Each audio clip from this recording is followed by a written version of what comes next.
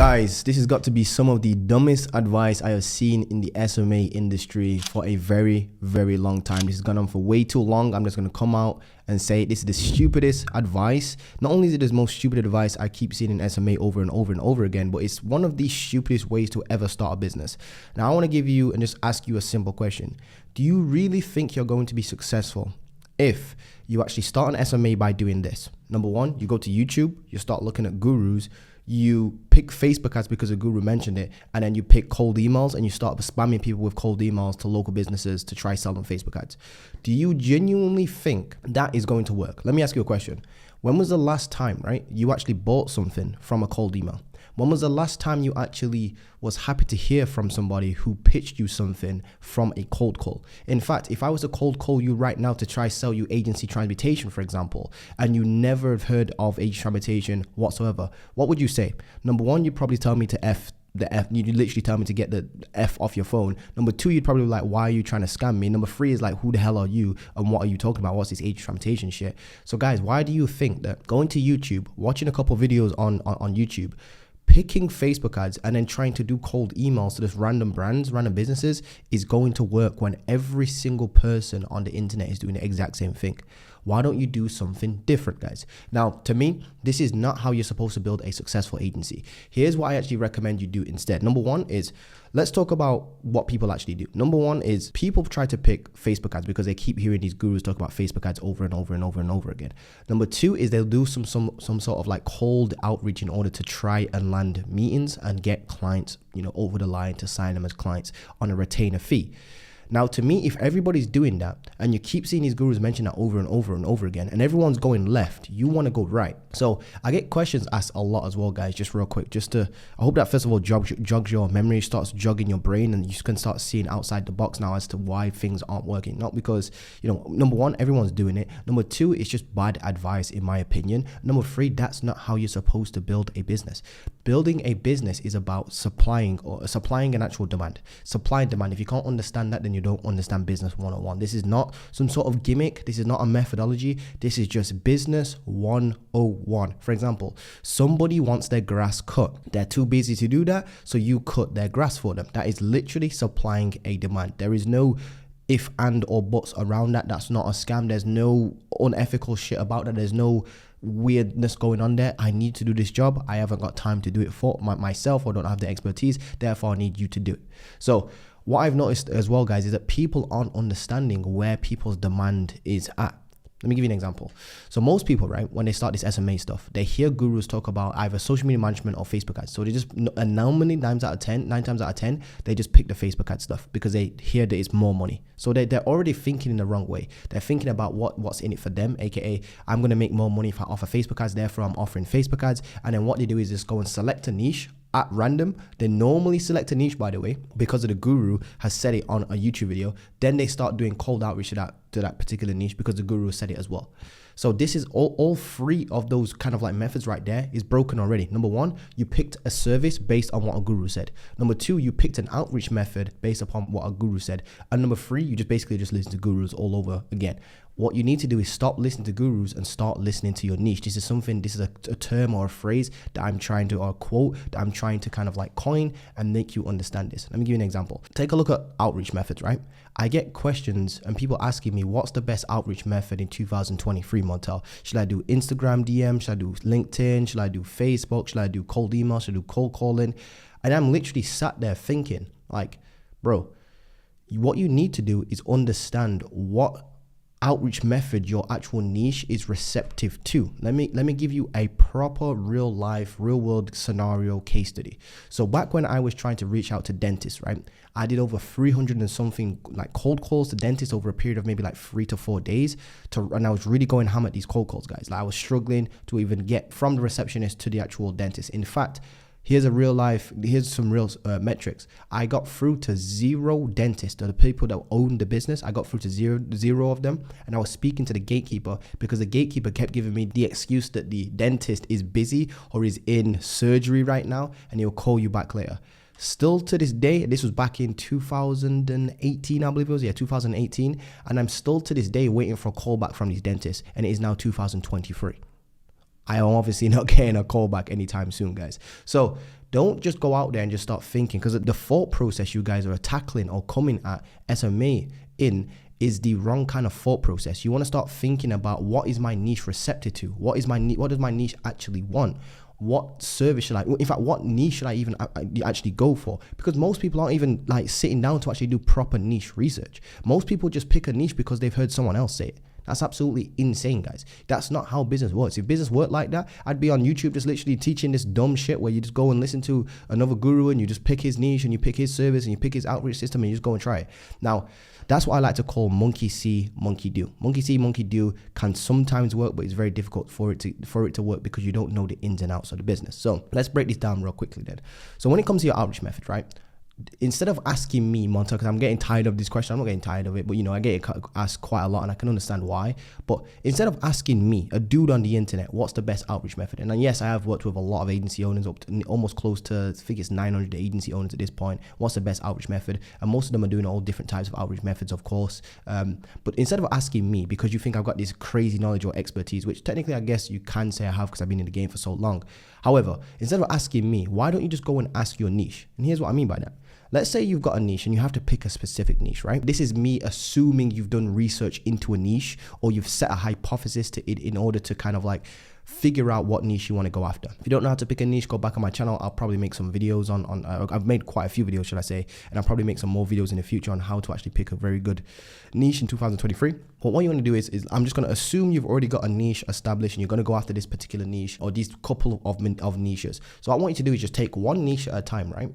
And then try 3 different outreach methods to them. So I want you to do 300 cold calls to them. Well, first of all, you have to identify what you think. Again, it's all about, the thing is, you will never know which outreach method's the best unless you set what you call a hypothesis. You want to set a hypothesis. I think reaching out to dental businesses using LinkedIn will work better than doing cold calling. That would be an initial hypothesis.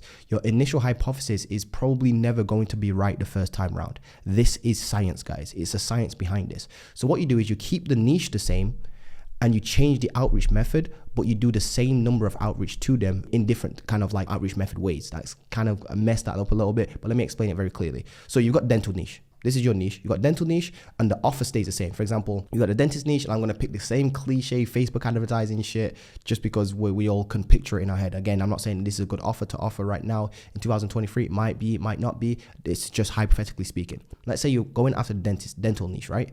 And you are doing Facebook ads. We can all visualize that. Running Facebook ads to a dentist, that's your offer. That's what you're reaching out to them for. So let's say you do 300 cold calls. You do 300 emails to that particular niche and you do 300 LinkedIn messages. So what I want you to do is literally sit down a period of maybe, I don't know, 30 days or whatever it is, and just do 10 cold calls a day. Maybe you can speed this up, obviously, but as long as you're doing the same number of outreach per type of outreach method you're using, then what I need to do is track the numbers, the response rates, the open rates, if there's, if that's applicable to certain outreach methods, cold calls, you could probably start tracking, number of connected calls, aka how many times you got through to the decision maker, how many meetings you actually set. So that's the most important metric. Start tracking your metrics, your statistics. So one of them would be, and the most important one would be how many meetings you set from that outreach method. So let's say you do 300 cold calls to the dentistry niche, right? And you set 1 meeting, but you did 300 cold emails in dentistry niche, same offer, you're still talking about Facebook ads, but you was able to set 3 meetings, for example. And let's say you did LinkedIn and you was able to set 5 meetings. Well, then from that particular test that you've done, from those numbers, that LinkedIn is probably the best place to spend most of your energy because you've actually got data to back that up. This is how you decide which outreach method is the best method for your particular niche and offer. It's not about asking some guru online what outreach method you think's the best, because that's where you're going wrong, guys. You guys are not understanding that this is a science. It's about testing. It's about setting hypothesis. It's about keeping constants constant and then changing one variable at a time, and making sure that you've got enough statistical significance, putting enough numbers through to get statistical significance so that you can actually determine based upon real numbers what outreach method's the best. This is the difference, guys. You see the difference? I don't just tell you to go and friggin' do cold calls or, do Upwork or anything like that, even though Upwork is a proven method because of supply and demand. People on Upwork literally have a demand where they're literally saying, I'm a dentist and I want somebody to do my Facebook ads for me, or I want someone to do my social media management for me, and you apply to that job. So what I want you to do, guys, is stop asking gurus, what outreach method is best in 2023, because you're looking for quick answers. You're trying to take shortcuts, guys. I understand where you're coming from.